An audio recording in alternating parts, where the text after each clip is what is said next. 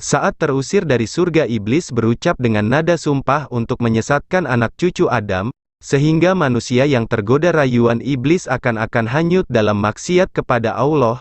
Mungkin pernah terlintas di pikiran kita kenapa Allah tidak melenyapkan iblis agar tidak lagi merayu manusia pada kesesatan. Satu hal yang harus kita pahami bahwa Allah Maha Tahu atas segala sesuatu. Nabi Sulaiman diberi kekuasaan yang menakjubkan oleh Allah Ta'ala.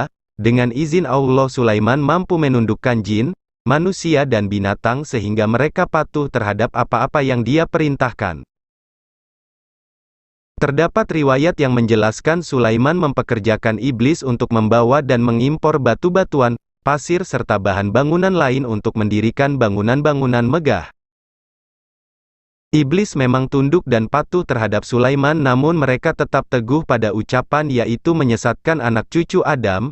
Disebutkan dalam sebuah riwayat bahwa Sulaiman memohon kepada Allah agar dirinya diberi kuasa untuk memenjarakan iblis agar manusia tidak lagi melakukan dosa dan maksiat. Allah yang Maha Tahu mewahyukan kepada Sulaiman, "Wahai Sulaiman, tidak ada baiknya jika iblis ditangkap." Namun Sulaiman memohon seraya berkata, "Ya Allah, keberadaan makhluk terkutuk ini tidak ada kebaikan di dalamnya." Allah berfirman, "Jika iblis ditangkap maka banyak pekerjaan manusia yang akan ditinggalkan."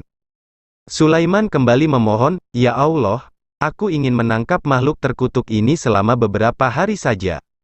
Allah menjawab, "Bismillah, dengan menyebut nama-nama Allah, tangkaplah iblis."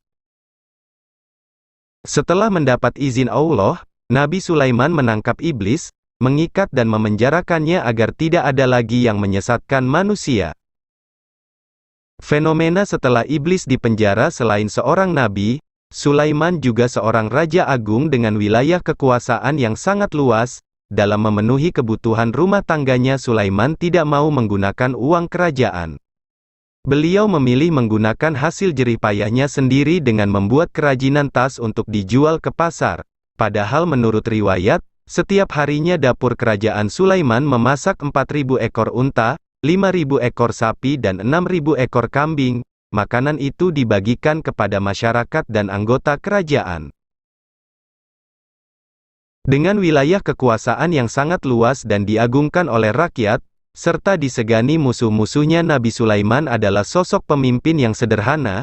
Dia menolak makan menggunakan uang kerajaan dan memilih makan dari hasil usahanya sendiri dengan menjual tas-tas buatannya di pasar. Suatu pagi, Sulaiman mengutus seseorang pergi ke pasar untuk menjual tas buatannya. Sampai di pasar dia kaget karena tidak menemukan seorang pun, kemudian pulang dan memberitahu fenomena ini pada Nabi Sulaiman. Karena tas buatannya tidak terjual, malam itu Nabi Sulaiman tidak makan dan hanya minum air saja.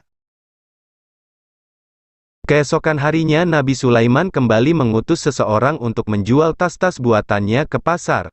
Namun hal yang sama masih didapati, pasar sepi seperti hari sebelumnya. Setelah diselidiki, manusia sibuk mempersiapkan bekal menuju akhirat tanpa peduli pada dunia.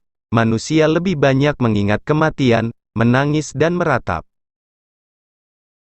Merasa heran pada fenomena tersebut, lantas Sulaiman bertanya kepada Allah, "Ya Allah, apa yang sebenarnya telah terjadi? Kenapa orang-orang tidak bekerja mencari nafkah?"